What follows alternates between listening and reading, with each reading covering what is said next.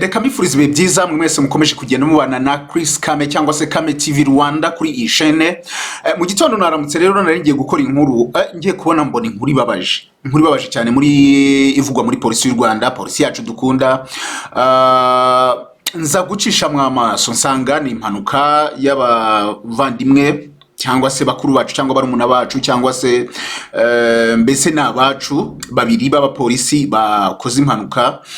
Ndavuga nti reka iyi nkuru mbanze ndeba ibyayo, maze kureba iyo nkuru icyakora nkuko kugiye bayanditse bavugaga ko mu rukerera rwo kuri uyu wa kane agana saa 11 mu mudugudu wa Nyarutovu akagari ka Buhoro mu murenge wa Ruhango habera impanuka ya moto yagonze imodoka yari paritse iruhande rw'umuhanda, maze abapolisi babiri bari bahekanye bitaba Imana. Umuvugizi wa polisi y'u Rwanda mu ntara y'Amajyepfo SP Habiyaremye Emmanuel yabwiye ko abapolisi bari mu muhanda wo kuri kaburimbo bava mu karere ka Muhanga berekeza Ruhango bagonze imodoka y'ikamyo ya Mercedes Benz yari paritse ku ruhande rw'umuhanda kubera ikibazo cya tekinike yari yagize.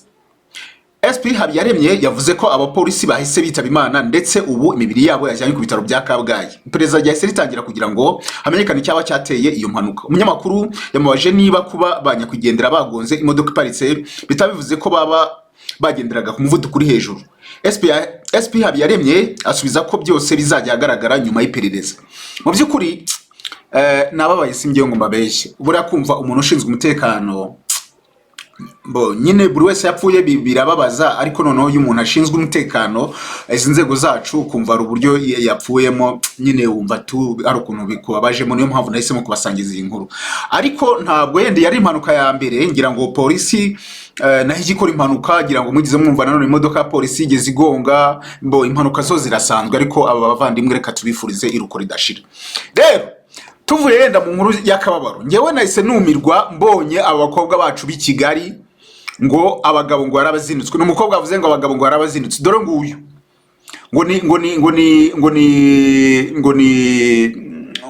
ngo yitwa Vanessa. Uyu mukobwa yakoze ikiganiro ari kuganira n'abantu bamubaza bati se mu by'ukuri ufite sheri? Ntawe. Ati abagabo narabazinutswe. Uyu mukobwa niwe wigeze avuga umusore wo muri Active witwa Olivis, aravuga ngo n'umwana nibaramurongoye ntibikunde, nibaramurongoye ntamugire gute. Yirukanse mu bagabo abakongomana bacyara bahinduranya. So umukobwa nagira ku rwego rwo kuvuga ngo abagabo narazinutswe, bro ije umenya ngo uriya mukobwa ahubwo ibintu by'inkundo byaragize cyangwa se yarenze iyo level. Hari uburyo umuntu arenga ibintu by'inkundo akavuga ati ngewe noneho abantu ndi kudiringa nabo n'abantu bafite gutya, n'abantu bafite cash. Nta mukobwa numwe utifuza ko iwabo mama we avuga ati yenda mfite umukazana, mfite umukwe cyangwa se mfite umwuzukuru. Nta mukobwa numwe utifuza icyo kintu. Umukobwa nagira kuri level yo kuvuga ngo nta mugabo yifuza, niwe ahubwo umukeneye cyane. I'm telling you, niwe umukeneye cyane, kuko uzasanga abakobwa bavuga ngo nta mukobwa nkeneye, ngo nta mugabo nkeneye, ngo abagabo niki nibo bakeneye abagabo n'ukuri kw'Imana.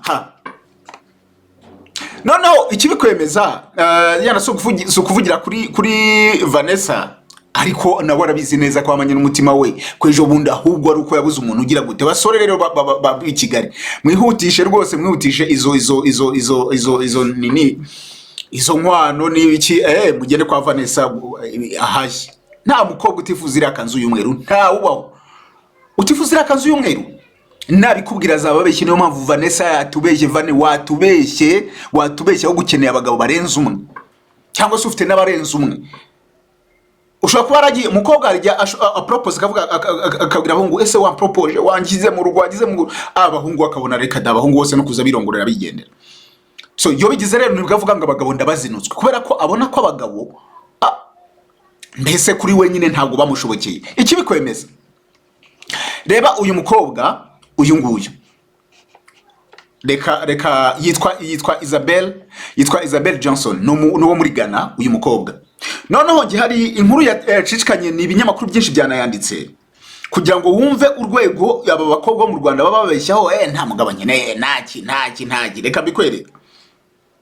Uyu mukobwa arashaka umugabo azajya yishyura miliyoni 15 ku kwezi ibihumbi 15 by'amadolari, ahubwo ni miliyoni zirenze 15, hafi 16.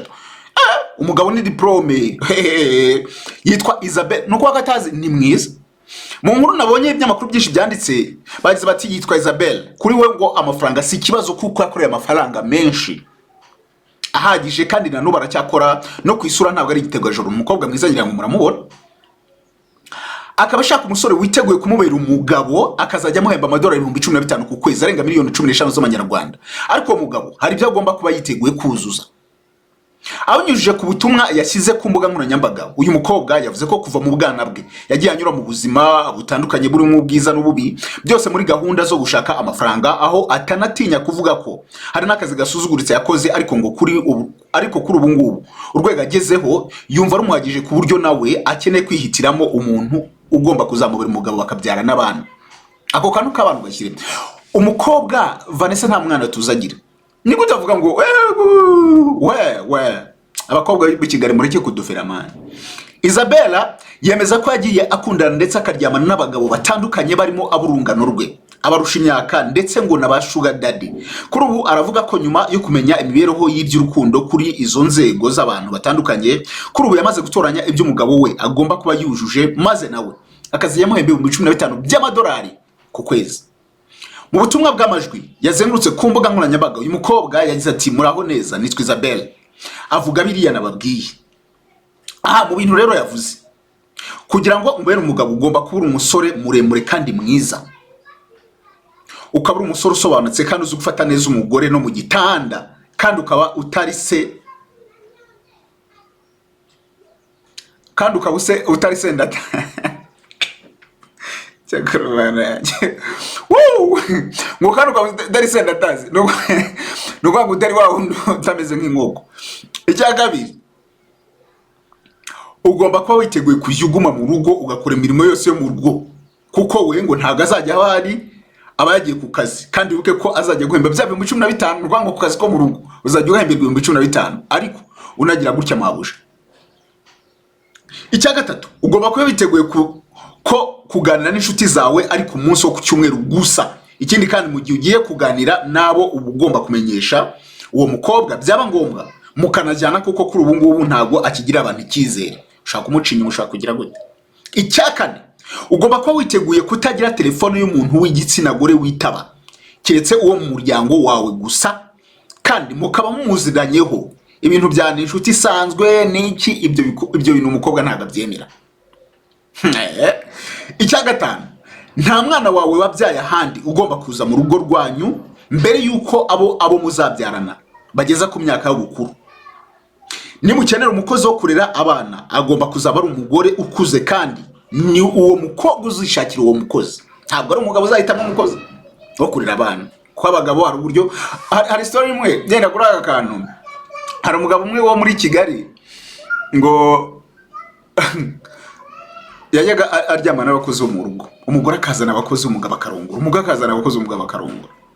Noneho ngo umunsi umwe ngo sinzi ngo ukuntu bari mu rugo, ngo agiye kubona ngabona umuntu aje nyine ari kuvuga nta kazi k'amasuku, nta kazi k'ikibabandi. Umudamu arebye uwo mukobwa, uwo mumama niba ari umumama niba ari umukobwa, abona ni mubi pe, arananuka ameze nabi. Arangije avuga ati uyu niwe ngiye guha akazi tu, umugabo wanjye ntabwo azamurongora. Amuhaye akazi, uzi ibyabaye? Umugore yageze mu rugo, wa mugore nyine nyiruruko abwira umukozi ati ntuzigere uko nguko wambaye, ntuzabihindura, kandi ibintu byo koga ntukazajya yoga kenshi. Ikintu yewe ngusabye no kuzajya gusa uburi hano ukora utuntu tw'amasuku, gukubura no kugira guteka, nzajya nitekera. Yenda wowe ushobora saa sita ushobora guteka ibyo urya gusa, kuko n'ubundi saa sita ntabwo babaga bahari. None umugore wa mugore nyine nyirurugo aza kugira shida, ajya kurwaza mugenzi we w'umushuti yo kwa muganga, asiga nyine uwo mukozi n'umugabo mu rugo. None ariko akaba arazi ko umugabo kwere kuntu icyo gikorwa ngo umukobwa gasaga no kuntu yavuga ati uwo mugabo reka no kuntu nzirata.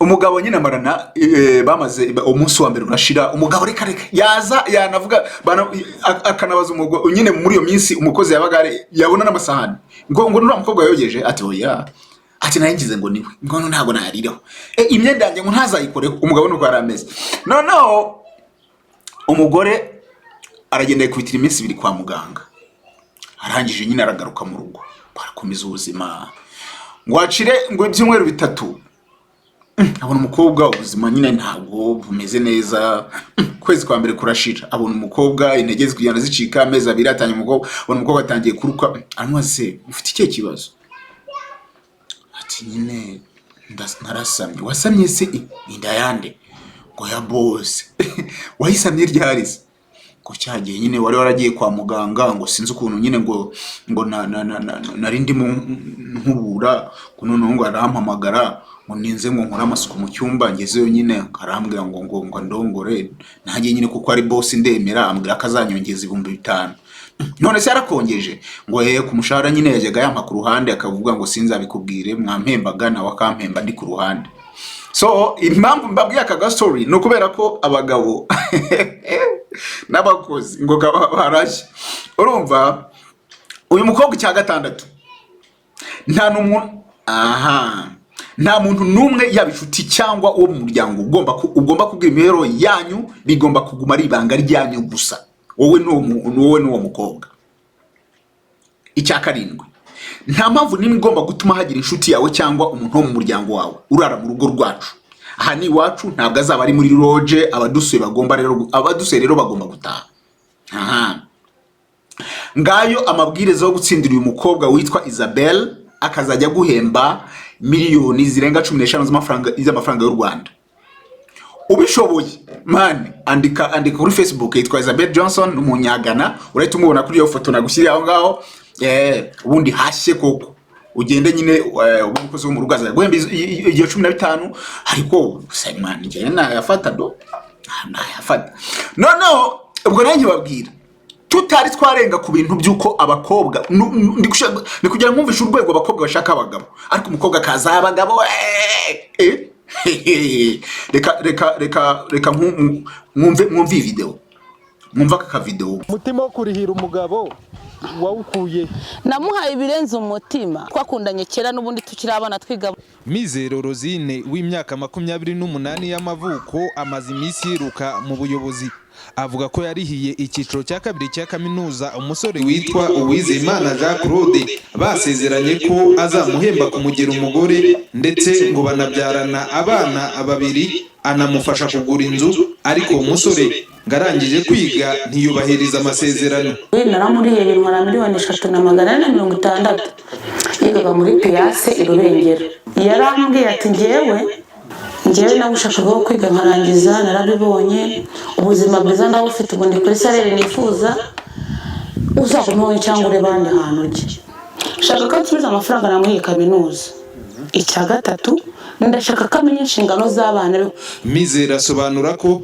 urukundo rwe n'uwo musore bose bakomoka mu murenge wa Nyange mu karere ka Ngororero mu kagari ka Vuganyana rwatangiye bakiga mu mashuri abanza bageze mu mashuri yisumbuye baratandukana baza kongera guhura bayarangije umukobwa ngo ari yarashinze akabari na resitora umusore we yigisha mu mashuri abanza Mizero Rosine avuga ko yise atangira kurihira kaminuza Uwizeyimana Jean Claude ngo nawe azamuhembe kumugira umugore ariko atungurwa nuko mu birori byo gusoza kaminuza aho yigaga ahejuye yaba muri defense ntiyampamagaye kandi namushakiye imyenda yo kuyijyamo yebo no muri graduation ntiyamamagaye Mizero avuga ko yasabye Claude ko bakora ubukwe Claude akiga kaminuza arabyanga ariko arambwiraga ati wowe turajya gusezerana turi muri graduation turi muri defense wowe reka dufakasinge ku ishuri ryanjye nige ndangize ibintu tuzabikora nyuma tuzasezerana nyuma mumvuganire kuko buryo umuntu agize mu itangazamakuru ikibazo kiba cyabaye rusange ntago ari cye wenyine anavuga ko yanafashe kugura no kubaka inzu uwo musore ngo bazayibanemo ariko uwo musore Claude aramwigarika Uwizeyimana Jean Claude we ntashaka kuvuga byinshi gusa avuga ko Mizero Rosine abeshya atigeze amurihira arabeshya ikibazo kiri mu butabera rwose numva ntacyo nabivuga n'umuteka mutwe Claude wavuganye na TV na Radio 1 kuri telefoni ngo atanze kirego mu bunzi gusa ntiyashatse gusobanura icyo ari cyo oya reka two kubivugaho bitarasohoka, reka ubutabera bubirangize rwose munyamakuru. Ku ruhande rw'umurenge wa Nyange, umunyamabanga nshingwabikorwa wawo Niyihaba Tomasi yabwiye TV na Radio 1 ko iki kibazo ubuyobozi bw'umurenge bwacyakiriye bubagira inama yo kugana inkiko ngo zibakiranure. Yambwiye ko yize ku nguzanyo yagujije mu mwarimu Sako, atemera ko Ruzine yamuheje. Hari ibyo yemera ko basuzumye ko azamubyarira umwana, warabyemera. No kujya mu rukiko akazagaragaza ibimenyetso yamutsinze akazayamwishyura, kubera ko ntabwo basezeranye. Mizero Rosine nta nyandiko cyangwa amasezerano yanditse ngo asinyanye na Uwizeyimana Claude kamurihiye kaminuza amafaranga arenga miliyoni 3 ngazamubera umugabo. Gusa ngo agiye kujyana ikirego mu rukiko nkuko umurenge wabimugeremo inama. Uyu avuga ko yayamuhaye kuko yaramwizeye nta zindi nyandiko. TV na Radio 1 bizakurikirana iki kibazo bimenye uko kizarangira. No kugira mwumve urwego ibi bintu by'abagabo abakobwa nyine n'abagabo urwego bigezeho. None umuntu arajyaho abandi bari kubagura bari kubarira ama university, uretse ko nanone kuri iki kibazo ku ruhande rumwe ashobora no kutabyizera kubera ko ase umukobwa aravuga ngo agiye kurihira umuntu ngo simbizi yenda byanashoboka, ariko nanone ku ruhande rumwe hari uburyo nge numva ko uriya musore ashobora no kubarengana mu buryo bumwe. Ariko ibi bintu nanone byuko abakobwa bagenda nanone abakobwa bari gukwa abagabo, ngira ngo murabizi mu ntara wazari mu ntara y'Uburengerazuba za Rusizi na Nyamasheke bari gukwa abagabo. Ariko nanone abakobwa nubwo bimeze gutyo abahungu ntabwo bagishaka abakobwa. Niyo mpamvu abagabo banabuza abahungu ntabwo bagishaka abakobwa, bishakira nanone abahungu barashaka aba diaspora bafite amafaranga cyangwa se abagore bafite amafaranga babapfubura bakabaha bakarangizanya, nta bintu bya rwaserera byiki. Niyo mpamvu uzasanga mu manza ziri kugenda ziba, ngira ngo mwigize mwumva umuntu wo muri Nigitega umukobwa baroze. Niba uyu mukobwa ibyo ngibyo kuko ari ukuri muzasanga uriya muhungu bari guserera mu bintu by'amarozi n'iki. Ngira ngo mwarabyumvise muri Nigitega umukobwa bamuroze imbabura zikazajya zizamuka, ari umusore ngo wamurihiye amashuri. Iyo bigeze ku kuriha amashuri ibyo biba ari ikindi kintu. Ariko nanone abakobwa ntagire umukobwa azavuga nta mugabo akeneye. None se Vanessa yirukanse mu bagabo b'abakongomani abaki bose, aho kuvuga ngo yenda uri type yawe nturamubona, ariko mama wawe akeneye umwana, akeneye umugabo, akeneye erega nawe ntabwo kurara umeze gutya nta muntu kwita mama nindeze Zara ari gushaka inshuro enye afite amafaranga, abandi bari gushaka inshuro 100. So navuze nti rero akantu ntago nagena ntakavuzeho, yenda mabwire no kuri aka gasaga k'uyu musore n'uyu mukobwa na uyu mukobwa ari umugore, sinzi icyo yenda mwe mubivuga, ariko nge mbona uyu mukobwa ku ruhande rumwe abeshya, uretse ko nanone no biranashoboka. Ariko nanone ntabwo uri umukobwa avuga ngo ugiye kurira umuntu imyaka ingahe. None niba yaramupropose se ku nshuro ya mbere kuki se batanavuze ati yenda ubundi hari ukuntu numva ko yenda ntavuga byinshi, yenda mugani ibintu biri mu nkiko reka simbivugeho byinshi, ariko hari ukuntu mbona ko harimo utuntu tutagenda neza. Amazina yanjye ni Chris KAME, ni izo nkuru nagira ngo mbasharinge tugire icyo tuzivugaho, ariko nanabupdatinga kubiba bigenda bivugwa cyane mu ruganda rw'imyidagaduro hano mu Rwanda ndetse no hanze yarwo. Ndabashimiye.